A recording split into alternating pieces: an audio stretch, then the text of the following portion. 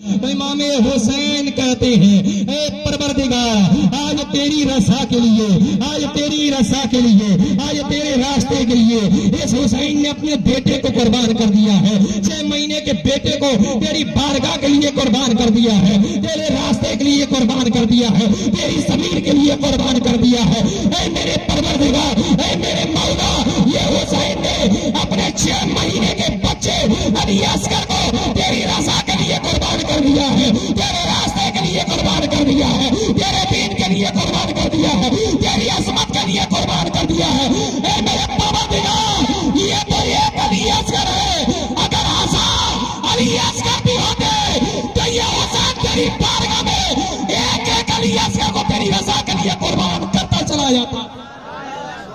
برادران ملت اسلامیہ، یہ حوصلہ ہر کسی کے پاس نہیں ہوتا، یہ حوصلہ اس کے پاس ہوتا ہے جو نبی کا نواسا ہوتا ہے، یہ حوصلہ اس کے پاس ہوتا ہے جو علی کا بیٹا ہوتا ہے، یہ حوصلہ اس کے پاس ہوتا ہے جو نبی کا نواسا ہوتا ہے، یہ حوصلہ اس کے پاس ہوتا ہے جس کے دین میں عظمت دین ہو، دین کے لیے عزت ہو، اور جو دین پر قربان ہو گیا سمجھ لے دنیا اور آخرت میں وہی کامیاب ہو گیا۔ کہ ٹوٹے ہوئے دلوں کا سہارا حسین ہے، ٹوٹے ہوئے دلوں کا سہارا حسین ہے، ڈوبے نہ جو فلک پہ وہ تارا حسین ہے، ٹوٹے ہوئے دلوں کا سہارا حسین ہے، ڈوبے نہ جو فلک پر وہ ستارہ حسین ہے، اہل خرد سمجھ نہ سکے کیا حسین ہے، نانا کے جسم پاک کا سایہ حسین ہے۔ یہ بھی تمہیں خیال نہ آیا یزیدیوں، سرکار دو جہاں کا نواسا حسین ہے۔ برادران اسلام، قرآن مقدس کے اندر رب تعالی ارشاد فرماتا ہے کہ وَلَا تَقُولُوا لِمَنْ يُقْتَلُوا فِي سَبِيلِ اللَّهِ أَمْوَاتٌ بَلْ أَحْيَاءٌ وَلَكِنْ لَا تَشْعُرُونَ۔ اس کا مطلب یہ ہوتا ہے کہ اے لوگوں جو اللہ کے راستے میں شہید ہوئے ہیں، جو اللہ کے راستے میں انتقال ہوا ہے، انہیں تم مردہ مت کہو، انہیں تم مردہ مت کہو، انہیں تم مرے ہوئے مت کہو، بلکہ وہ زندہ ہے، وہ زندہ ہے، لیکن تمہیں ان کی زندگی کا شعور نہیں ہے، یعنی تمہیں ان کی زندگی کی حقیقت نہیں معلوم۔ وہ تو ایسے زندہ ہیں، ایسے زندہ ہیں، حسین، حسن، علی، فاطمہ، صدیق، عمر، عثمان، یہ تو ایسے زندہ ہیں، ایسے زندہ ہیں کہ اپنی قبر مبارک کے اندر آج بھی اپنے رب کی عبادت کرتے ہیں، اور اسی طریقے سے عبادت کرتے ہیں جس طریقے سے دنیا میں اپنے اللہ کی عبادت کیا کرتے تھے۔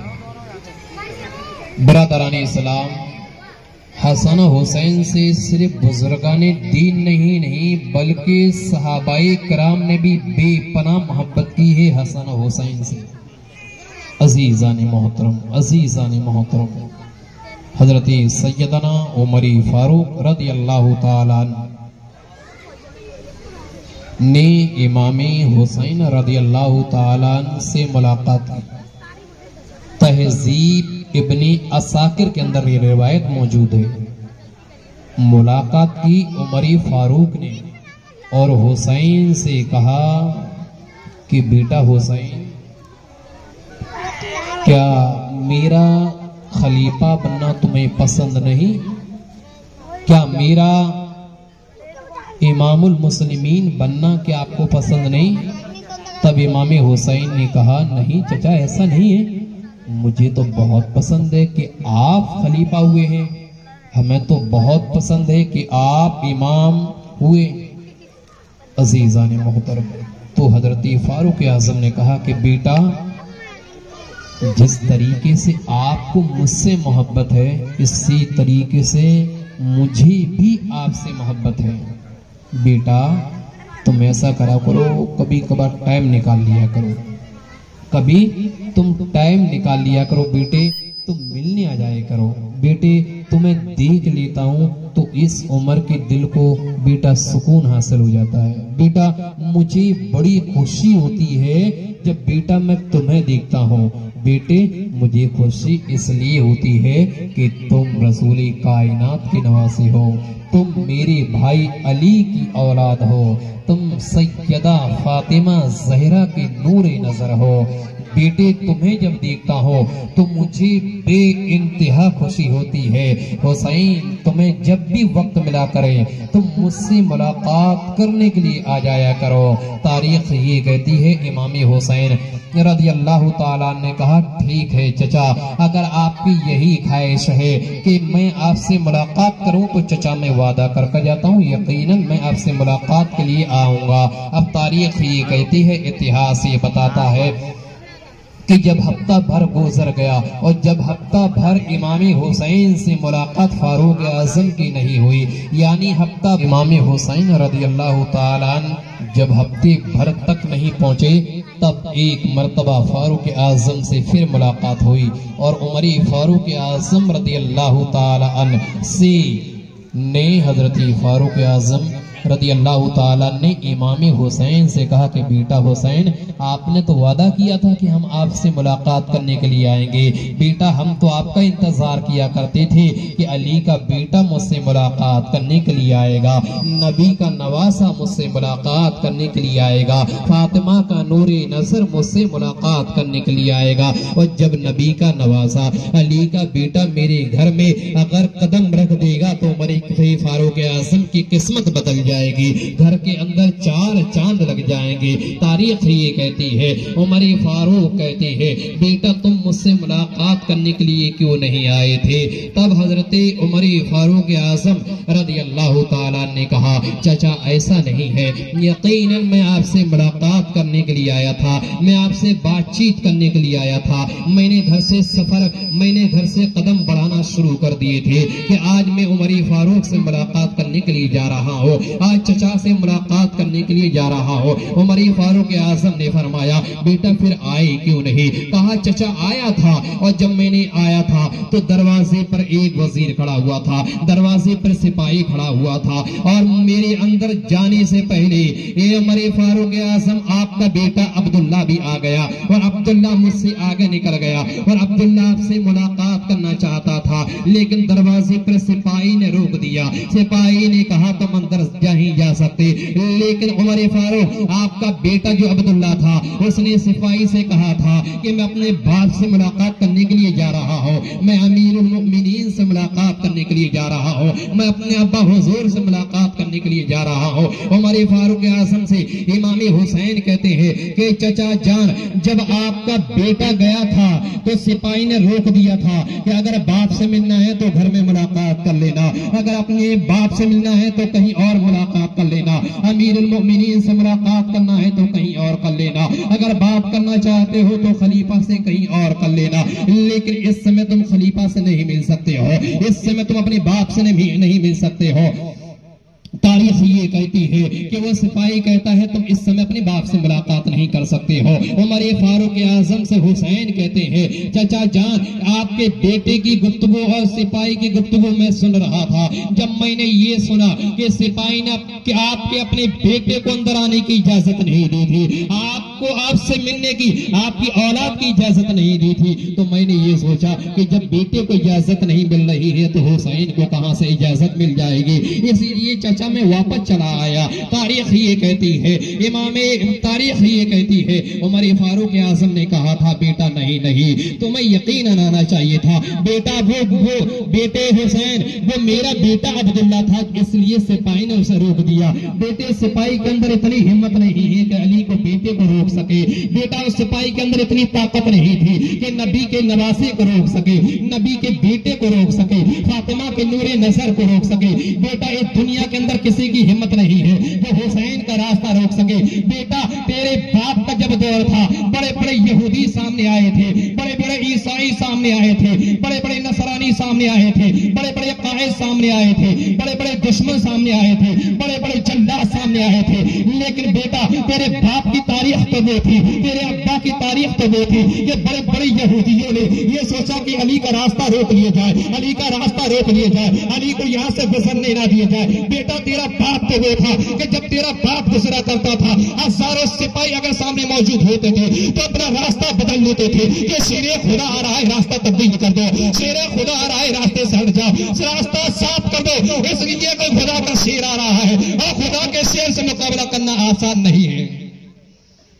برادران اسلام امام حسین رضی اللہ عنہ سے عمر فاروق اعظم کہتے ہیں کہ بیٹے وہ میرا بیٹا تھا اس لیے سپاہی نے راستہ روک لیا، لیکن بیٹے تمہیں ملاقات کرنے کے لیے آنا چاہیے تھا۔ بہرحال بیٹے مزاج شریف تمہاری کیسے ہے؟ کہا چچا جان اللہ کے فضل سے بہت اچھے ہیں۔ چچا جان آپ بتائیں آپ کے مزاج کیسے ہیں؟ کہا میرے بھی مزاج ٹھیک ہے۔ بیٹے گھر پہ سب خیریت ہے؟ کہا الحمدللہ۔ اس واقعہ سے ہم نے کیا سیکھا؟ تہذیب ابن عساکر کی اس روایت سے ہم نے کیا سیکھا؟ اس روایت سے یہ سیکھا کہ عمر فاروق اعظم جو دوسرے خلیفہ تھے یہ بھی امام حسین کے دشمن نہیں تھے بلکہ حسین کے چاہنے والے۔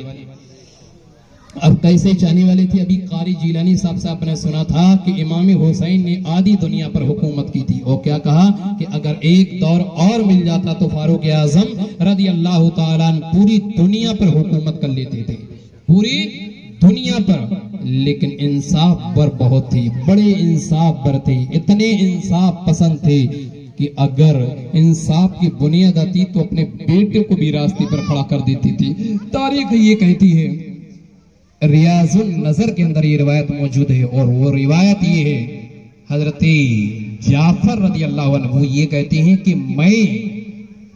ہیں کہ میں اور عمر فاروق اعظم ایک راستے سے جا رہے تھے اور سامنے سے مولائی کائنات علی مرتضی اور حسن اور حسین تینوں چلے آ رہے تھے۔ جب چلے آ رہے تھے تو میں نے کیا دیکھا کہ مولائی کائنات کے کاندھے پر امام حسن موجود ہیں اور دوسرے کاندھے پر امام حسین موجود ہیں۔ امام جعفر یہ کہتے ہیں کہ جیسے قریب آئے تو عمر فاروق اعظم دونوں شہزادوں کو دیکھنے لگے، حسن کو بھی دیکھنے لگے، حسین کو بھی دیکھنے لگے، علی مرتضی کو بھی دیکھنے لگے، اور دیکھتے تھوڑی دیر کیا گزری ہے کہ عمر فاروق رضی اللہ عنہ کی آنکھوں سے آنسو جاری ہو گئے۔ اب جب آنکھوں سے آنسو جاری ہوتے ہیں تو مولائی کائنات علی مرتضی رضی اللہ تعالیٰ نے کہا تھا کہ بھائی عمر تم کیوں رو رہے ہو؟ تمہیں کس چیز نے رولایا ہے؟ تم تو امیر المؤمنین ہو، پھر تم کیوں رو رہے ہو؟ تب حضرت فاروق اعظم نے کہا اے میرے بھائی علی، میں پوری دنیا کے انصاف کرتا ہوں، ہر ایک انصاف کرانے کے لیے میرے پاس آتا ہے، اس لیے کہ میں امیر المؤمنین ہوں، میں سردار ہوں، میں خلیفہ ہوں، ہر ایک انسان میرے پاس انصاف کرانے کے لیے آتا ہے، لیکن کبھی اپنی استطاعت کے مطابق، اپنے علم کے مطابق، اپنی جانکاری کے مطابق میں انصاف کر دیتا ہوں، لیکن پھر بھی پتہ نہیں کسی کے ساتھ نا انصافی تو نہیں ہو جاتی۔ بس اسی ڈر سے میرے آنسو نکل رہے ہیں، کہیں ایسا نہ ہو کہ مجھ سے کوئی نا انصافی ہو جائے اور اللہ تبارک و تعالیٰ کے یہاں میری پکڑ ہو۔ تاریخ یہ کہتی ہے مولائی کائنات نے کہا کہ نہیں بھائی عمر، تم سے کوئی نا انصافی نہیں ہوتی، بلکہ تم سے تو انصاف ہی انصاف ہوتا ہے۔ اے عمر، اس دنیا کے اندر مولائی کائنات کا جملہ سماعت کرے۔ حضرت علی رضی اللہ عنہ کہتے ہیں بھائی عمر، اس دنیا کے اوپر تم سے زیادہ انصاف ور نبی کے بعد میں نے کسی کو نہیں پایا۔ عزیزان گرامی وقار، یہ حضرت عمر فاروق اعظم رضی اللہ تعالیٰ کہ بتاؤ حسن حسین سے ان کی کیا محبت تھی، مولائی کائنات سے کیا محبت تھی۔ اسی طریقے سے امام حسین رضی اللہ عنہ کی نانی، امام حسین کی نانی حضرت عائشہ صدیقہ اور ان کی ماں سیدہ فاطمہ دونوں آپس میں گفتگو کر رہی تھی۔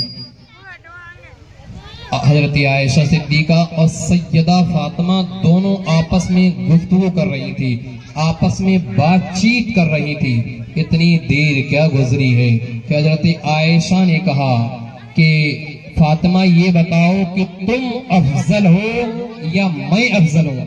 ذرا توجہ ادھر بنائے رکھیں. حضرت عائشہ نے کہا کہ فاطمہ یہ بتاؤ تم افضل ہو یا میں افضل ہوں, تم بڑے مقام پر ہو یا میں بڑے مقام پر ہوں, تمہاری عظمتیں بلند ہیں یا میری عظمتیں بلند ہیں. تب حضرت فاطمہ نے کہا کہ امی عائشہ اگر مقام کے بارے میں پوچھنا چاہتی ہو, درجے کے بارے میں پوچھنا چاہتی ہو, فضیلت کے اعتبار سے پوچھنا چاہتی ہو, تو امی عائشہ آپ سے بڑا مقام میرا ہے, آپ سے بڑا مقام میرا ہے. کس سے گفتگو ہو رہی تھی؟ حضرت عائشہ سے. کون حضرت عائشہ؟ جو حضور کی بیوی تھی, حضور کی بیوی تھی, ان سے فاطمہ کی گفتگو ہو رہی تھی. سیدہ فاطمہ کہتی آپ سے بڑا مقام میرا ہے. تب حضرت عائشہ نے کہا اے فاطمہ اگر تم یہ کہتی ہو تمہارا مقام بڑا ہے تو کیسے تمہارا مقام بڑا ہے؟ کہا امی عائشہ میرا مقام ایسے بڑا ہے آپ سے کیونکہ آپ صحابی کی بیٹی ہو, آپ صدیق کی بیٹی ہو, آپ صحابی کی بیٹی ہو, اور میں نبی کی بیٹی ہوں. میں نبی کی بیٹی ہوں اور صحابی سے نبی افضل ہوتا ہے, گویا صدیق سے افضل میری مصطفیٰ ہے. عزیزان محترم جب یہ معاملہ بتایا تب حضرت عائشہ نے دوسرا سوال کیا کیا, اس کو بڑے غور سے سنیں گے. تب حضرت عائشہ صدیقہ نے کہا چلو فاطمہ تمہاری بات مان لی, تمہاری بات مان لی کہ تم نبی کی بیٹی ہو اور میں صدیق کی بیٹی ہوں, اب اس اعتبار سے تمہارا مقام بڑا. لیکن فاطمہ یہ بتاؤ آخرت میں تمہارا مقام بڑا ہے یا آخرت میں میرا مقام بڑا ہے؟ آخرت میں تمہارا مقام بڑا ہے یا میرا مقام بڑا ہے؟ حضرت فاطمہ نے کہا میرا ہی بڑا ہے. کیا کہا؟ میرا ہی بڑا ہے. بولے کیوں؟ بولے میرے بابا, میرا باپ رسول کائنات, تو میرا مقام افضل ہوا. تب حضرت عائشہ صدیقہ نے کہا اے فاطمہ اب سنو, اگر تم آخرت کے اعتبار سے جاننا چاہتی ہو تو سنو, تمہارا مقام کیسے بلند ہوا. تمہیں پتا ہوگا کہ تم نے نبی کی حدیث سنی ہوگی, نبی کی حدیث سنی ہوگی کہ جنت کے اندر ہر عورت اپنے آدمی کے ساتھ نظر آئی. جنت کے اندر ہر عورت اپنے آدمی کے ساتھ ہوگی. تو اے فاطمہ میں نبی کے ساتھ ہوں گی, تو علی کے ساتھ ہوگی. اب بتا مقام کس کا؟ میں نبی کے ساتھ ہوں گی. اگرچہ تمہارے باپ مصطفیٰ ہے, تمہارے والد مصطفیٰ ہے, مجھے معلوم ہے, لیکن تمہارا باپ تو میرا شوہر ہے, تمہارا ابا تو میرا شوہر, تمہارے ابا حضور تو میرا شوہر, اور میں نبی کے ساتھ ہوں گی, میں نبی کے ساتھ ہوں گی, اور تم اپنے شوہر علی کے ساتھ ہوگی, اور علی سے کئی گنا افضل نبی کا مرتبہ. تو اب عائشہ بتاؤ کس کا مقام افضل ہوا؟ تب حضرت عائشہ صدیقہ رضی اللہ تعالیٰ عنہ تھوڑی سی غمگین ہو گئی. غمگین ہونے کا معاملہ یہ سمجھ لیجیے کہ تھوڑی سی خاموش ہو گئی. دیکھو توجہ بنائے رکھیں گے تو کچھ سیکھ کے جائیں گے. مذاق چل رہا, بیچ میں مذاق چل رہا, مستی چل رہی ہے, تھوڑی توجہ بنائے رکھیں. اب یہاں سے اس حدیث سے میں کیا پتا چلا بابا, ایک وہ بابا ایک دوسرے یہ بابا, اس سے کیا پتا چلا؟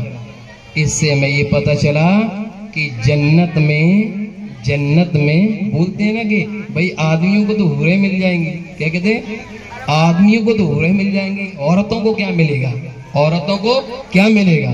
تو اب اس حدیث سے کیا پتا چلا کہ عورتوں کو ان کا آدمی ملے گا, عورتوں کو ان کا آدمی ملے گا. تو بھائی یہ تو ٹھیک ہے. اب کچھ لوگ یہ بھی سوچ رہے ہوں گے کہ گھروں کے اندر جھگڑے ہوتے ہیں نا آدمی سے, تو سوچتے ہیں یار کسی طریقے سے چھٹکارا ملے. بہت سے لوگ سوچتے ہیں کسی طریقے سے چھٹکارا ملے, یار بہت لڑائی جھگڑا ہو گیا. اب جو لوگوں کے گھر میں جھگڑا ہو رہا ہے, اب وہ بیان جو سن رہے ہوں گے کہ جنت میں بھی وہی بیوی ملے گی, تو اب وہ اور پریشان ہوں گے کہ بولے کہ دنیا میں تو چھوڑ ہی نہیں, پیچھے آخرت تک نہیں چھوڑ رہی ہے. کیا بھائی بابا؟ اس حدیث سے تو بھائی پتا ہے نا کہ بھائی بوئی بھی رہے گی. تو آدمی سوچ رہے ہوں گے یار یہ تو دنیا بتاؤ جنت تک پیچھے نہیں چھوڑ رہی ہے. میں سوچا آگے تو کچھ اور مل جائے گا. برادران اسلام، یہ سب حدیثی چیزیں ہیں.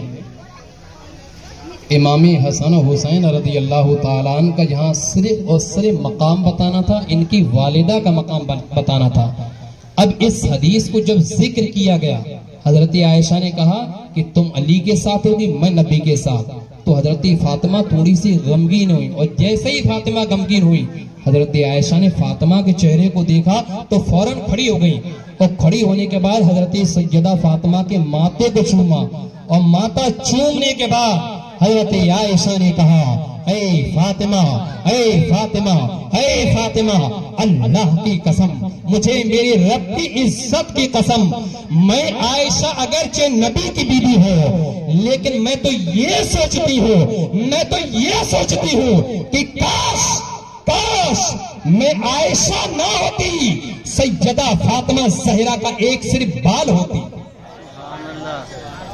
عزیزان محترم، سیدہ فاطمہ کا مقام عام مقام نہیں ہے، ان کا درجہ عام درجہ نہیں ہے، یہ تو بہت افضل اور بہت اعلیٰ درجے کی ہیں.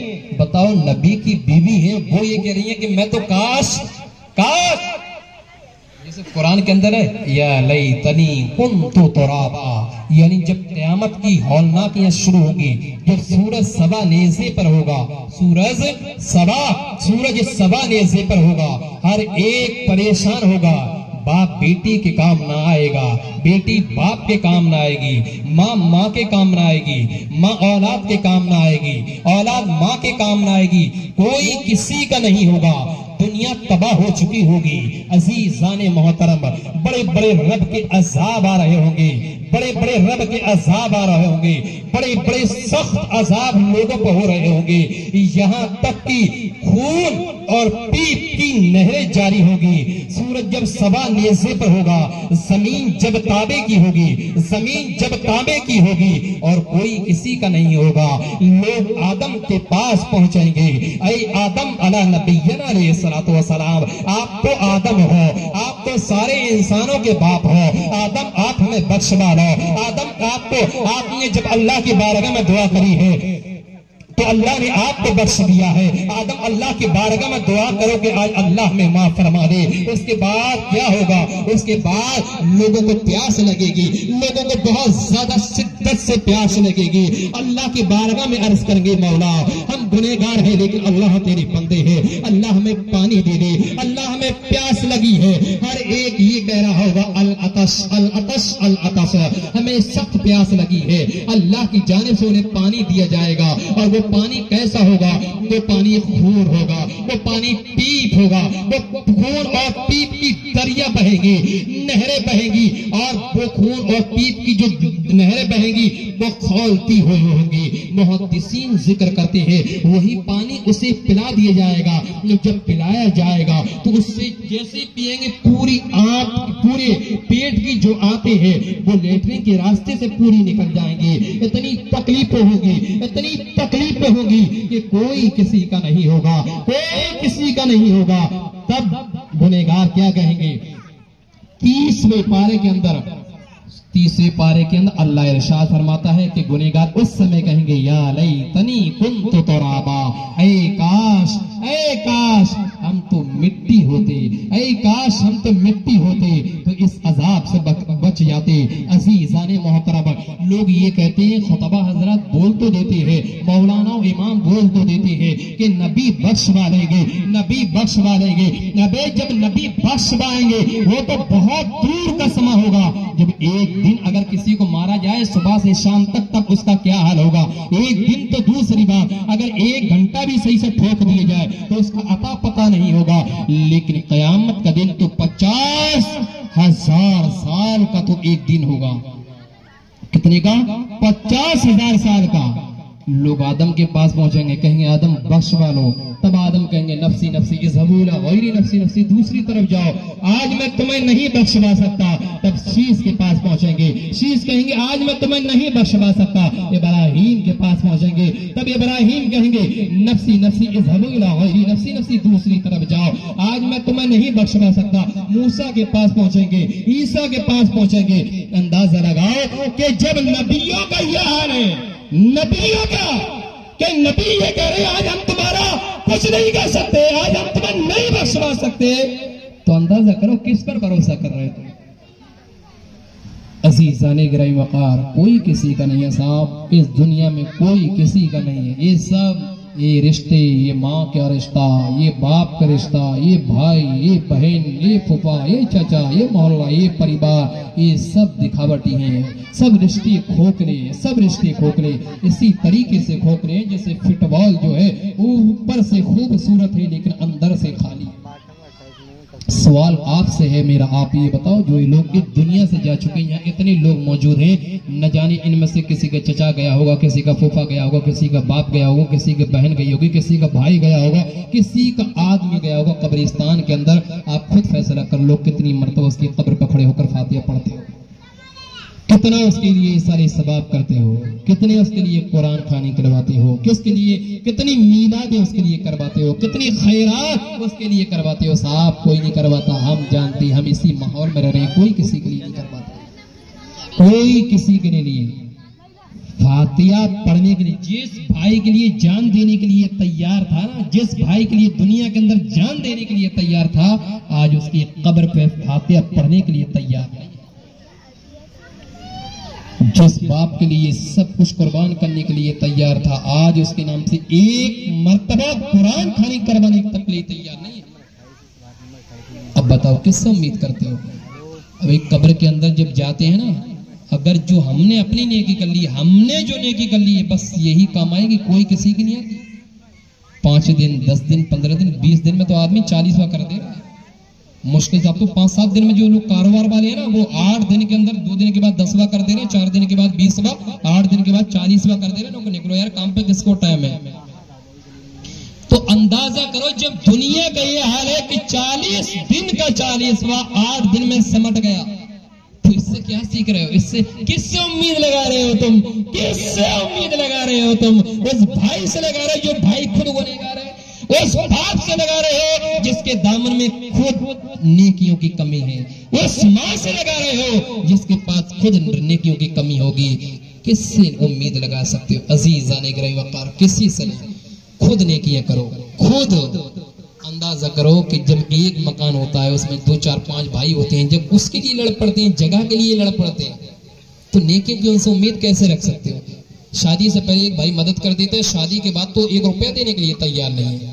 ارے میرا گھٹ نہیں جائے، اس کا بڑھ نہیں جائے. کیا کہتے ہیں؟ میرا گھٹ نہیں جائے، اس کا بڑھ نہیں جائے. تو یہ بتاؤ کہ 1 روپیہ جب دنیا کے اندر نہیں دے سکتے تو اس سے 1 روپیہ مرنے کے بعد امید کیسے کی جا سکتی ہے؟ عزیزان محترم، اس لیے کہنے کا میرا مطلب ہے اپنی نیکیاں خود کرو، اپنی نیکیاں خود کرو، کسی اور کے اوپر بھروسہ مت کرو. اور دوسری چیز یہ ہے کہ جیسا بھی میں نے کہا تھا کہ یا لیتنی کنت ترابا، اے کاش میں تو مٹی ہوتا. مٹی، اللہ کا عذاب اتنا خطرناک ہوتا ہے کہ میں تو مٹی ہوتا، ہر ایک انسان یہ کہے گا. تو اندازہ کرو سیدہ فاطمہ نے یہی جملہ دہرایا تھا کہ اے کاش، عائشہ نے، حضرت عائشہ نے، کہ اے کاش میں تو سیدہ فاطمہ زہرا کی ایک بال ہوتی.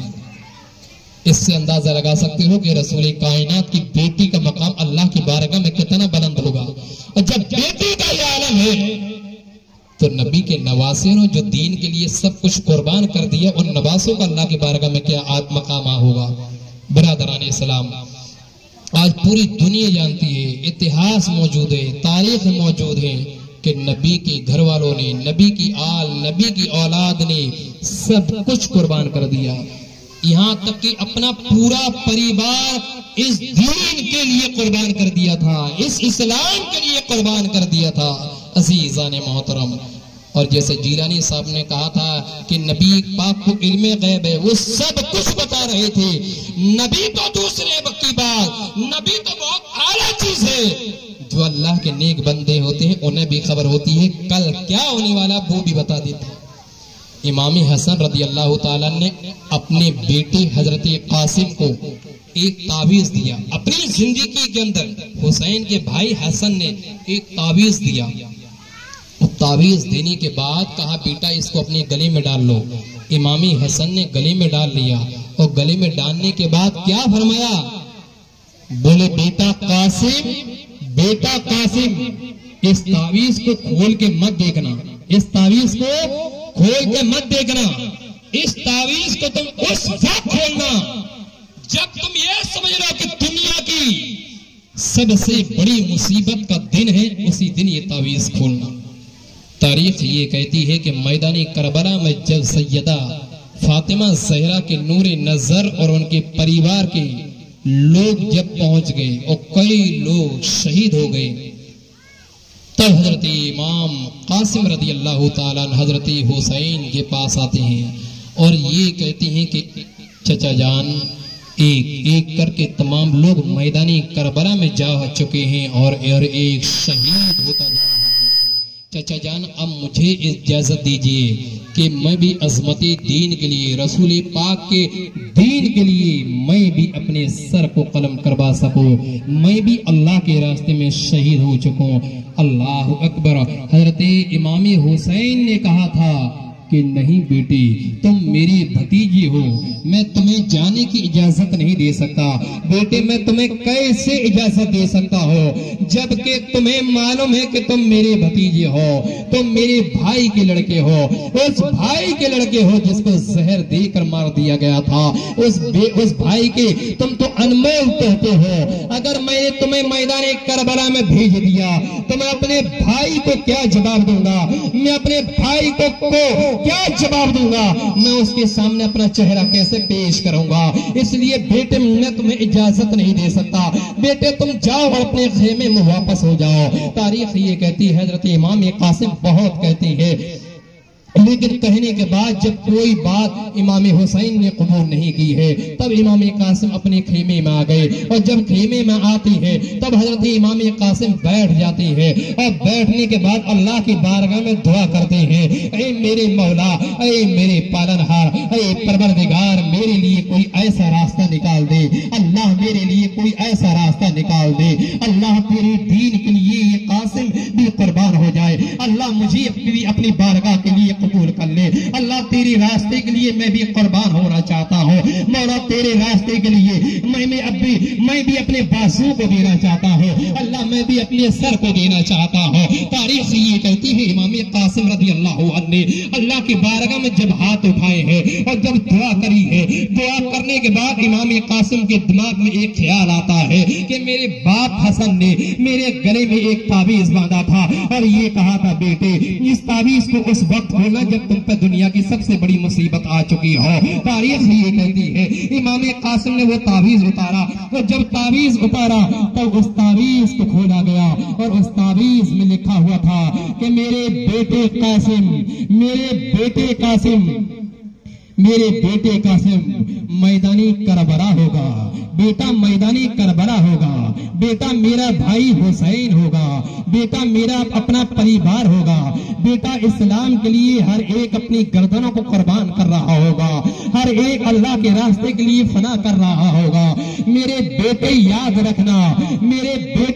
رکھنا کہ میرے بھائی پر آنچ آنے سے پہلے, میرے بھائی کے اوپر تلوار اٹھنے سے پہلے, میرے بھائی کے اوپر نیزہ اٹھنے سے پہلے, میرے بھائی کے اوپر انگلی اٹھنے سے پہلے بیٹے تم اپنے جسم کے ٹکڑے کروا دینا, لیکن میرے بھائی کو اپنے سامنے کوئی وار مت ہونے دینا.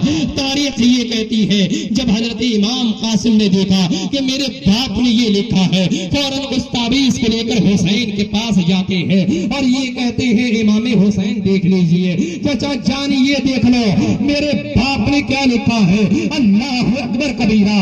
امام حسین کہتے ہیں بیٹا قاسم کیا ہوا؟ کہا ابا حضور دیکھو, چچا جان دیکھو میرے باپ نے کیا لکھا ہے. حسین نے جب پڑھا ہے کہ امام حسن لکھ کر گئے تھے, اپنی زندگی میں لکھ کے گئے تھے کہ حسین کے اوپر ایک آنچ آئے گی, حسین اسلام کے لیے نکلے گا, تو بیٹے حسین سے پہلے اپنا سر دے دینا, لیکن حسین کو کبھی اپنی پیٹھ مت دکھانا.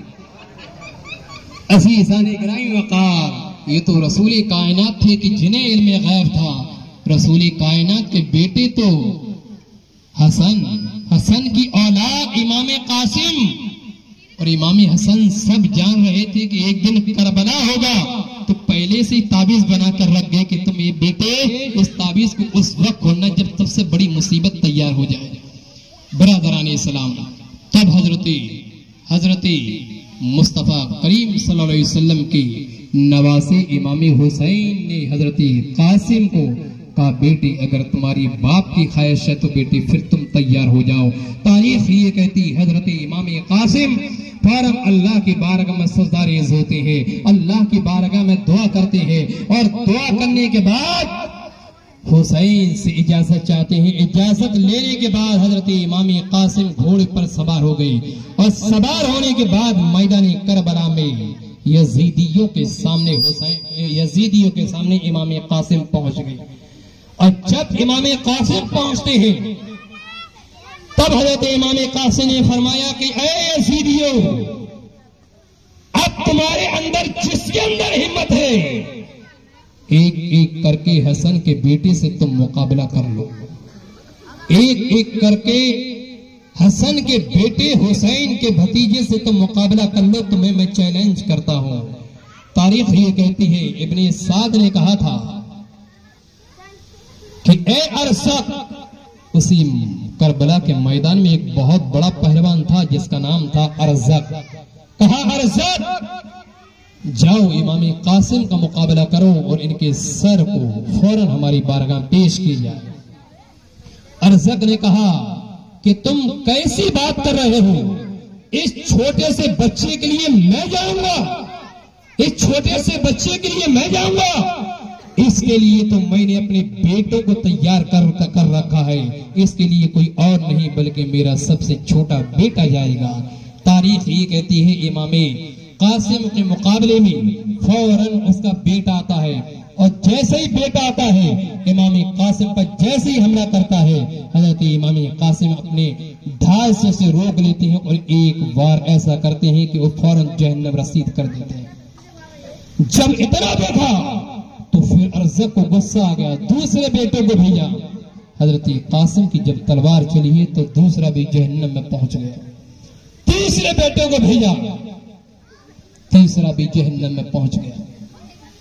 تب ابن سعد نے کہا تھا اے ارزق، یہی چیز تو میں نے تجھ سے کہی تھی کہ یہ قاسم اس کو بچہ مت سمجھ، اس کو بچہ سمجھنے کی بھول مت کرو۔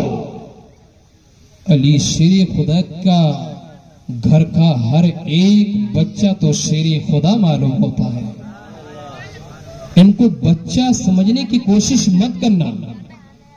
ارزق نے کہا ابن سعد کیا کر رہے ہو؟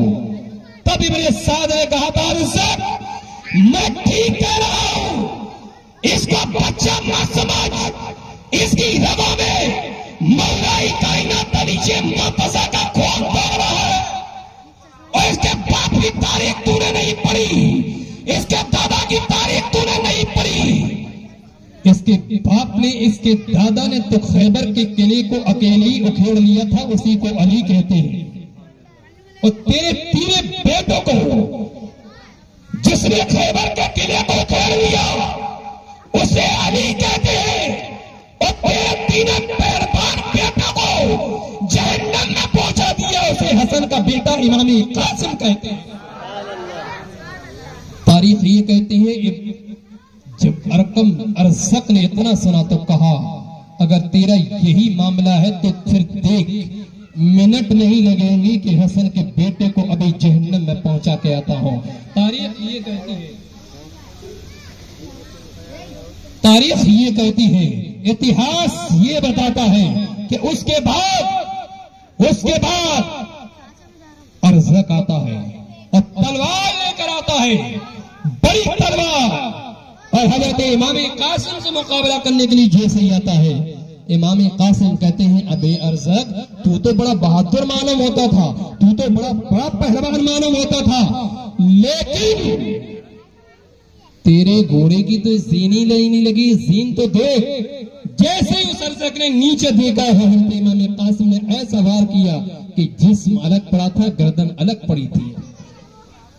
اور جب جسم اور گردن جب الگ پڑی تھی تب ابن سعد نے کہا تھا اے خالی تو سن لے، اے سنو تو بھی سن لے، یہ علی کی اولاد ہے، ان کو ہلکے میں مت لو، ان کو وقت مت دو. یہ 72 اگرچہ ہے، اگرچہ یہ 72 ہے 72، لیکن اگر ایک ایک کر کے اسی طریقے سے کربلا کے میدان میں اگر یزیدی جاتے رہے تو 22,000 کا لشکر ختم ہونے میں ٹائم نہیں لگے گا.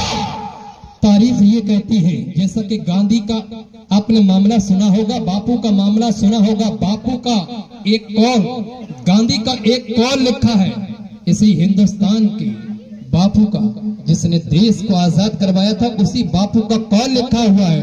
اور وہ قول یہ ہے، باپو نے کہا تھا کہ کربلا کے میدان میں، کربلا کے میدان میں حسین کے ساتھ جو 72 سپاہی تھے، حسین کے ساتھ جو 72 سپاہی تھے، اگر وہی سپاہی 72 اگر میرے ساتھ ہوتے تو انگریزوں کو 24 گھنٹے کے اندر اس ہندوستان سے میں باہر پھینک دیتا. عزیزان گرامی وقار،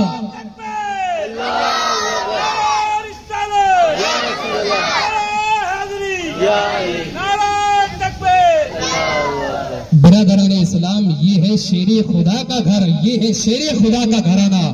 ایسی ایسی تعریفیں ان سے ملتی ہے، لیکن کربلا کے اوپر تو حقیقتاً یہ دیکھو کہ اگر اس واقعہ کو سنا جائے تو ہر ایک مومن کا دل آنکھیں ہی نہیں بلکہ دل روتا ہے.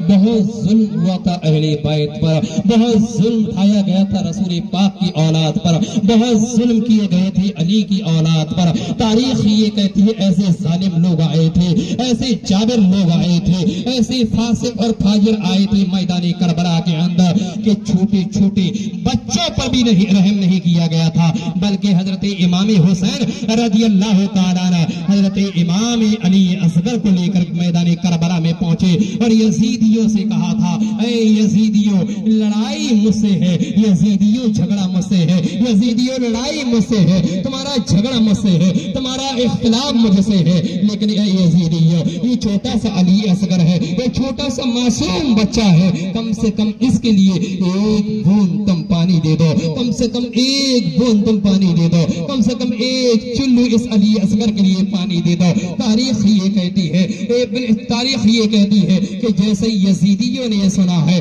تو حسین کا مذاق اڑایا کہ اے حسین کیا ڈر گئے ہو، کیا حسین اب تم ڈر گئے ہو، حسین اب بھی تمہارے پاس وقت ہے کہ ہماری اطاعت کر لو، ہم تمہیں پانی بھی دیں گے، ہم تمہیں حکومت بھی دیں گے، ہم تمہیں دولت بھی دیں گے. اے حسین کیا ڈر گئے ہو. حسین کہتے ہیں اگر بوند دینی ہے تو دے دو، اگر پانی دینی ہے تو دے دو. یہ حسین اپنے لیے نہیں رہ رہا ہے، یہ چھوٹے سے بچے علی اصغر کے لیے مانگ رہا ہے، کم سے کم ایک چلو علی اصغر کے لیے پانی دے دو. لیکن تاریخ یہ کہتی ہے یزیدیوں نے مذاق اڑایا اور اس کے بعد کسی ظالم نے ایسا تیر چلایا، ایسا تیر چلایا کہ حضرت علی اصغر کے حلق میں وہی تیر پیوست ہو گیا. ادھر تیر کا پیوست ہونا ہوا، ادھر علی اصغر رضی اللہ عنہ کی روح جسم سے پرواز کر گئی، پرواز کرنی تھی. خون حضرت علی اصغر کا گرتا ہے. امام حسین نے ہاتھ میں لیتے ہیں، امام حسین علی اصغر کے خون کو ہاتھ میں لیتے ہیں. 6 مہینے کے بچے کے خون کو جب حسین ہاتھ میں لیتے ہیں، ہاتھ میں لینے کے بعد امام حسین کہتے ہیں اے پروردگار، آج تیری رضا کے لیے، آج تیری رضا کے لیے، آج تیرے راستے کے لیے اس حسین نے اپنے بیٹے کو قربان کر دیا ہے. 6 مہینے کے بیٹے کو تیری بارگاہ کے لیے قربان کر دیا ہے، تیرے راستے کے لیے قربان کر دیا ہے، تیری زمین کے لیے قربان کر دیا ہے. اے میرے پروردگار، اے میرے مولا، یہ حسین نے اپنے 6 مہینے کے بچے علی اصغر کو تیری رضا کے لیے قربان کر دیا ہے، تیرے راستے کے لیے قربان کر دیا ہے، تیرے دین کے لیے قربان کر دیا ہے، تیری عظمت کے لیے قربان کر دیا ہے. اے میرے پروردگار، یہ تو ایک علی اصغر ہے، اگر 1000 علی اصغر بھی ہوتے تو یہ حسین تیری بارگاہ میں ایک ایک علی تیری رضا کے لیے قربان کرتا چلا جاتا۔ برادران ملت اسلامیہ، یہ حوصلہ ہر کسی کے پاس نہیں ہوتا، یہ حوصلہ اس کے پاس ہوتا ہے جو نبی کا نواسا ہوتا ہے، یہ حوصلہ اس کے پاس ہوتا ہے جو علی کا بیٹا ہوتا ہے، یہ حوصلہ اس کے پاس ہوتا ہے جو نبی کا نواسا ہوتا ہے، یہ حوصلہ اس کے پاس ہوتا ہے جس کے دین میں عظمت دین ہو، دین کے لیے عزت ہو، اور جو دین پر قربان ہو گیا سمجھ لو دنیا اور آخرت میں وہی کامیاب ہو گیا۔